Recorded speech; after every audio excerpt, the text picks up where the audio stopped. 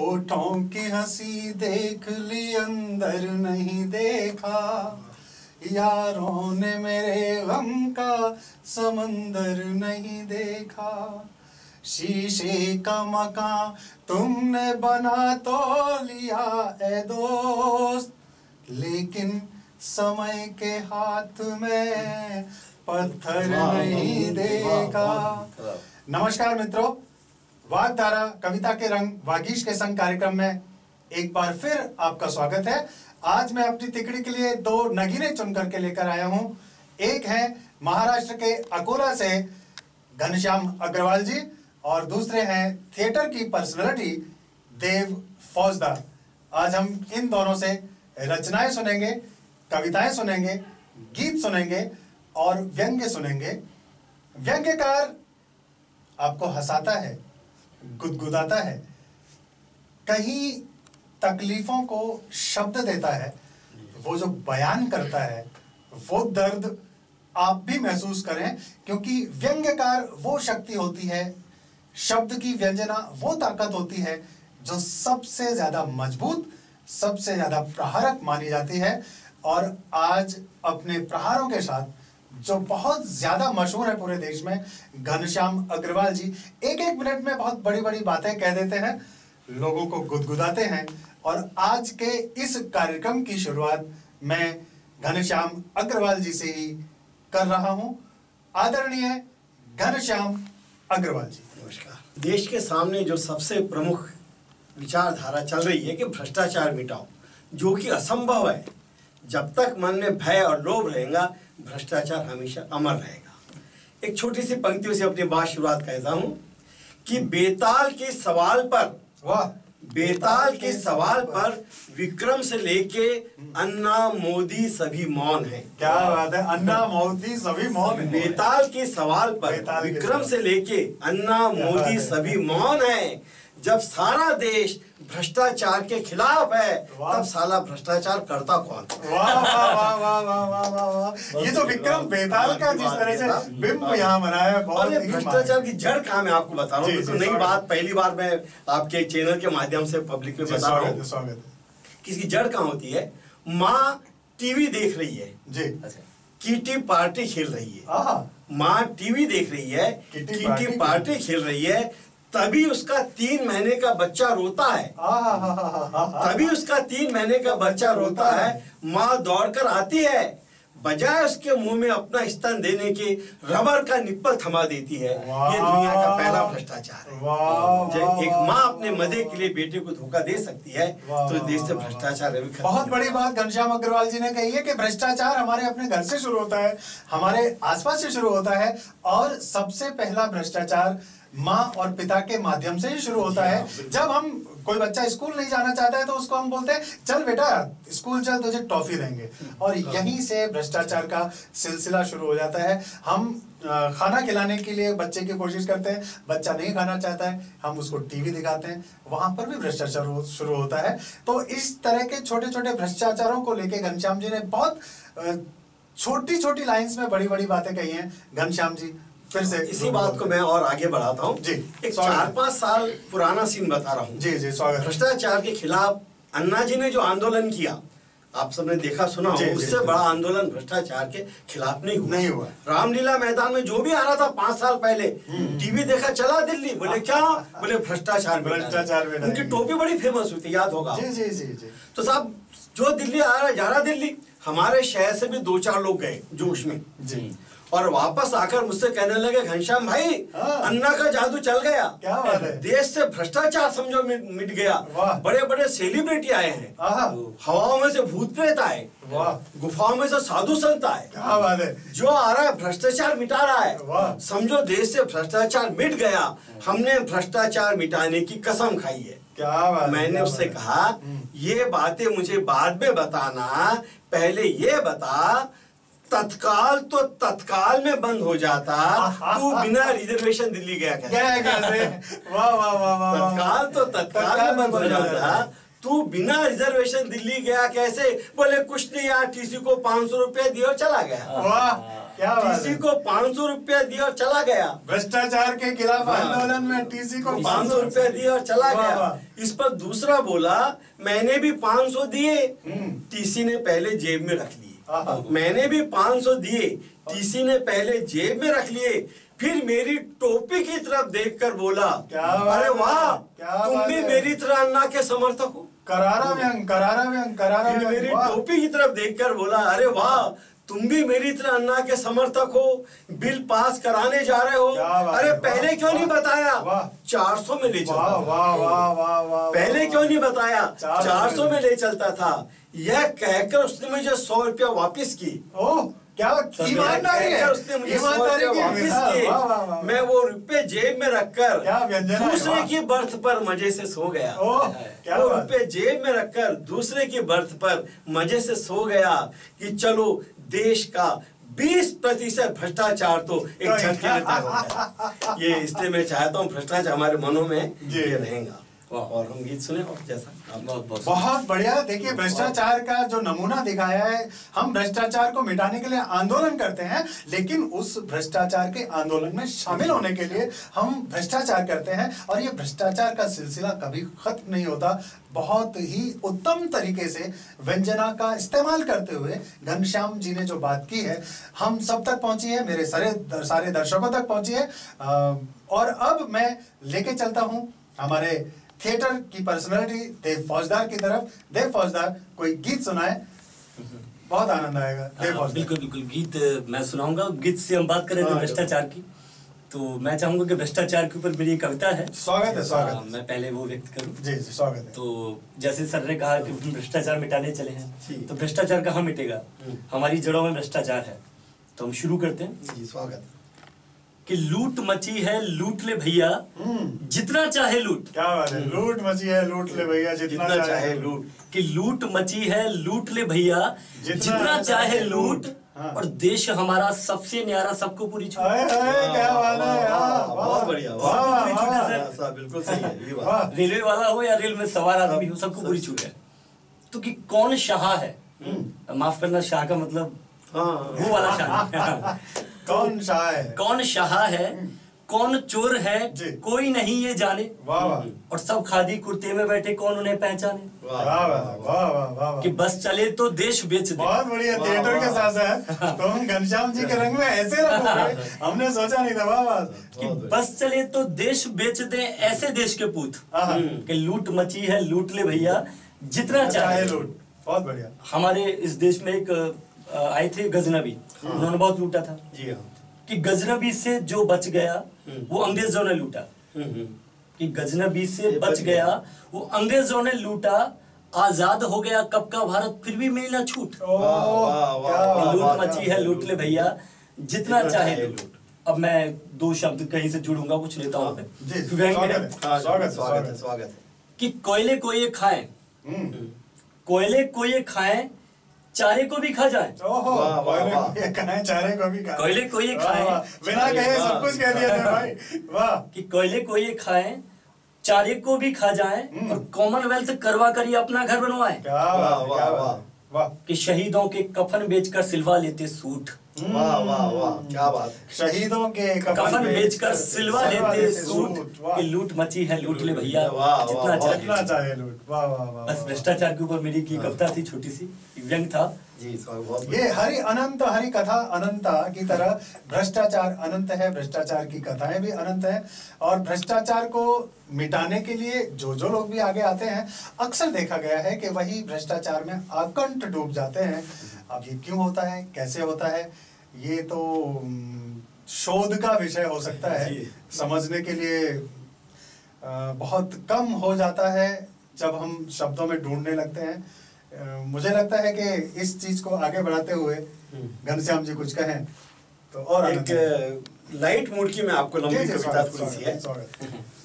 हम किस तरह झूठी औपचारिकता निभाते समाज में, क्या बात है, उस पर एक व्यंग है। और एक ये होता है कि जब कोई आदमी बीमार हो जाता है जी, तो हम जरूर से मिलने के लिए जाते हैं। कहते हैं भाई शादी में मत जाओ, मौत में जाओ।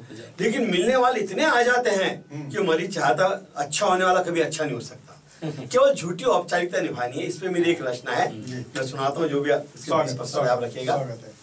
एक्सीडेंट के बाद जब मेरी आंख खुली तो मैंने देखा मेरी एक टांग अपनी जगह सही सलामत थी। क्या बात है। एक टांग अपनी जगह सही सलामत थी, दूसरी टांग एक रेती की थैली के सहारे लटक रही थी। वाह वाह। मैं दर्द के मारे पूछा मैं कहाँ हूँ, तो एक नर्स मेरे पास आई। नर्स पास आई तो दर्द कुछ कम हुआ। नर्स पास आई तो दर्द कुछ कम हुआ। वह बोली तुम्हारा एक्सीडेंट हो गया, तुम सरकारी अस्पताल के प्राइवेट वार्ड में भर्ती हो। अस्पताल वैसे ही खतरनाक शब्द होता है, फिर उसके साथ सरकारी शब्द चिपक गया तो समझो आत्मा से परमात्मा का डायरेक्ट मिलन होने ही वाला। वाह वाह वाह वाह। अब टांग से ज्यादा फिक्र मुझे मिलने जुलने वाले की हुई। अब ये किसी ने के बहाने औपचारिकता निभाने के लिए आएंगे, जी भर के सताएंगे। मिलने वालों का ख्याल आते ही मुझे लगा मेरी दूसरी टांग भी टूट गई। क्या बात है, क्या बात है। क्योंकि मुझसे मिलने के लिए बागी जी, मुझसे मिलने के लिए सबसे पहले वे लोग आए जिनकी कभी टांग टूटी थी तो मैं मिलने गया था। वाह। मुझसे मिलने के लिए सबसे पहले वे लोग आए जिनकी कभी टांग टूटी थी तो मैं मिलने गया था। मानो वे इस दिन का इंतजार ही कर रहे थे, कब इसकी टांग टूटे और कब टांग टूटे और कब ऐसा। अच्छा, दर्द के मारे मरीज को वैसी नींद नहीं आती जी। थोड़ी बहुत नींद आए तो कोई ना कोई आकर जगा देता है। उस दिन हमारे ऑफिस के गुप्ता जी आए जी। मैंने तय किया आज कोई भी आए आंख नहीं खोलूंगा। वाह वाह। किसी से कुछ नहीं बोलूंगा। वाह। गुप्ता जी आए, उन्होंने मुझे सोया जानकर सोचा अगर इसने मुझे नहीं देखा तो इससे क्या पता चलेगा कि मैं मिलने आया था। वाह वाह वाह वाह। मनुष्य का मनोविज्ञान देखिए, अगर इसने नहीं देखा तो इससे क्या पता चलेगा कि मैं मिलने आया था। इस मनोविज्ञान पर हम फिर से लौटेंगे, थोड़ी देर के लिए रुकते हैं क्योंकि भाषा की शक्ति तब और बन जाती है जब आते हैं कॉमा और पूर्ण विराम। हम लेते हैं वाग्धारा कविता के रंग वागीश के संग कार्यक्रम में अल्प विराम। धन्यवाद। तुझे यहाँ से शहर कैसा दिखता है? बहुत बड़ा नजर आता है ये शहर। खुद को बड़ा करेगा ना तो वही शहर छोटा नजर आएगा।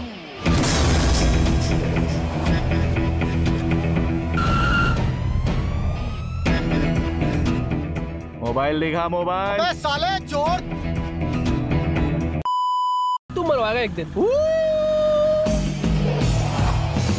करना क्या है? मोहल्ले के लड़कों को इकट्ठा करके शाखा ही तो खोलनी है। पर देव सिंह की क्यों? क्योंकि देव सिंह इस कोटा शहर का सबसे बड़ा पॉलिटिकल गुंडा है।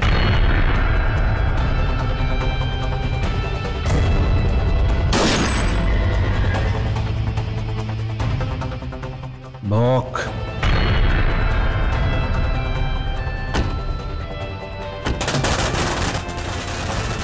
खबर पक्की है, देव सिंह चुनाव विपक्ष से लड़ने वाला है। लोग हमें भुला दे मगर हम कभी भी किसी को नहीं भूलते। सोच रहा हूँ कि तुझे बड़ा आदमी बना दूं, मुझसे भी बड़ा।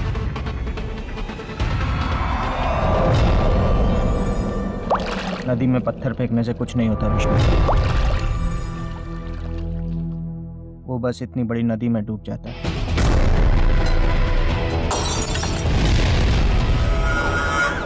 वो ये इलेक्शन जीतना नहीं चाहिए। चुनाव तो देव सिंह ही जीत कर रहेगा। मुझे तो बस आपका आशीर्वाद चाहिए। अरे बच्चा है रे तू तो मेरा। तुझे जान से मार देगा वो। तेरी वजह से सब कुछ हुआ। तूने भेजा था ना उन गुंडों को।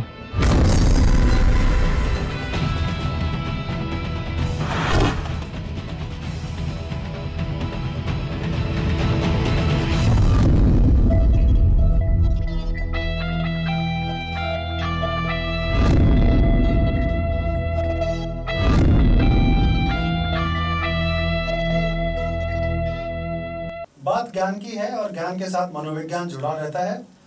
घनश्याम जी ब्रेक से पहले मनोविज्ञान की बात कर रहे थे। हम फिर से लौटते हैं, घनश्याम जी की तरफ चलते हैं और मनोविज्ञान एक मरीज के पास किस तरह से लेके जाता है। एक की टांग टूटी, दूसरे ने इंतजार किया कि कभी तो टूटेगी और टूटने के बाद मिलने पहुंच गए। भाई घनश्याम जी, जहाँ छोड़ा था वही से था, वहीं से शुरू करें। साहब वो गुप्ता जी ने सोचा अगर ये मुझे नहीं देखा तो उसे क्या पता चलेगा मैं मिलने आया था। तो मुझे धीरे धीरे हिलाने लगे और मैंने तय किया था आंख नहीं खोलूंगा, तो जोर जोर से डुलाने लगे। फिर भी मैंने आंख नहीं खोली। गुप्ता जी ने सोचा किसी तरह ये मुझे देखे तो सही जी। वो 1 मिनट इधर उधर देखे, फिर मेरी टांग के टूटे हुए हिस्से को जोर से दबाया। टांग के टूटे हुए हिस्से को जोर से दबाया। मैं दर्द के मारे अपने नयन खोले तो गुप्ता जी हंसते हुए बोले, कहिए अब दर्द कैसा है, कहिए अब दर्द कैसा है। कोई कोई तो मोहल्ले वाले चिड़ियाघर समझकर बाल बच्चे सहित आ जाते हैं। उस दिन मोहल्ले की सोना बाई जब अपने 6 बच्चों के साथ आई तो मैं समझ गया आज फिर कोई ना कोई एक्सीडेंट होएगा। क्या बात है, वाह। बच्चे आते अपने काम में लग गए। एक टेबल पे चढ़ा, दूसरा कुर्सी पर। एक लड़की दवा की शीशी लेके कथकली डांस करने लगी। मैं उसे मना करता ना करता क्या देखता हूँ सोनाबाई का छोटा लड़का मेरी टांग के साथ लटक रही रेती की थैली पर बॉक्सिंग की प्रैक्टिस कर रहा है। इतने में लड़की ने दवा की शीशी गिरा दी। सोनाबाई ने 1 सेकंड उसे घूरा, फिर मुझे हंसते हुए बोले, भैया पेड़े खिलाओ, दवा गिरना शुभ होता है। दवा गिरना शुभ होता है। बड़ी मुश्किल से वे गई। ऐसे वक्त आपसे वे लोग जरूर मिलने आएंगे जिनसे आप बचना चाहते। हमारे मोहल्ले कवि लपकानंद जी, वो जब भी मुझे मिलते पकड़कर 2-4 कविता पेल देते थे। इसलिए मैं अक्सर उनको देखकर दूर से भाग जाता था। पर जैसे उनको पता लगा कि मेरी टांग टूट गई, मैं भागना तो नहीं दूर चल भी नहीं सकता, तो डायरी लेके आ गए और कहने लगे भगवान भी अब साहित्यकारों के पीछे पड़ा रहता है। कल ही मुझे आपके एक्सीडेंट का पता चला, रात भर मुझको नींद नहीं आई और रात को मैंने ये कविता बनाई। यह कहकर वो कविता सुनाने लगे। आसाम की राजधानी है शिलांग, मेरे दोस्त की टूट गई टांग। आसाम की राजधानी है शिलांग, मेरे दोस्त की टूट गई टांग। मोटर वाले तेरी साइड थी रॉन्ग, मेरे दोस्त की टूट गई। अद्भुत ज्ञान। बड़ी मुश्किल से चाय पिलाकर उन्हें विदा किया। और ऐसे मिलने वक्त बाहर गांव के लोग आते जब ज्यादा परेशानी होती। उस दिन सवेरे सवेरे टैक्सी में से एक आदमी निकला और आते ही मेरी छाती पे औंधा पड़कर जोर जोर से रोने लगा, हाय तुम्हें क्या हो गया, हाय तुम्हें क्या हो गया। मैंने दिल ही दिल में बोला, मुझे हुआ तो हुआ, तू क्यों रोता है, तुझे क्या हुआ। पर वो तो रोता ही जा रहा था। थोड़ी देर के बाद उसने रोना बंद किया, मेरी छाती से अपनी गर्दन हटाई, फिर मुझसे आंखें मिलाई, फिर हंसते हुए बोला माफ करना, मैं दूसरे कमरे में आ गया। यह कहकर वो दूसरे कमरे में चले गए। मुझे वही रोने की आवाज वहां से सुनाई पड़ी। मुझे उस आदमी पे उतना गुस्सा नहीं आया जितना अपना पत्नी पर आया, क्योंकि उसको रोता देख उसने मेरा रिश्तेदार समझकर टैक्सी वाले को पैसे दे दिए। अब मैं खटिया पे पड़ा भगवान से ही प्रार्थना करता हूँ, हे भगवान अगर तुझे मेरी दूसरी टांग भी तोड़नी है तो जरूर तोड़, तो उस शहर में तोड़ना जहाँ मेरा कोई भी परिचित ना हो। क्या बात है, बहुत सुंदर, बहुत बढ़िया, अद्भुत अभिव्यक्ति आपने प्रदान की है।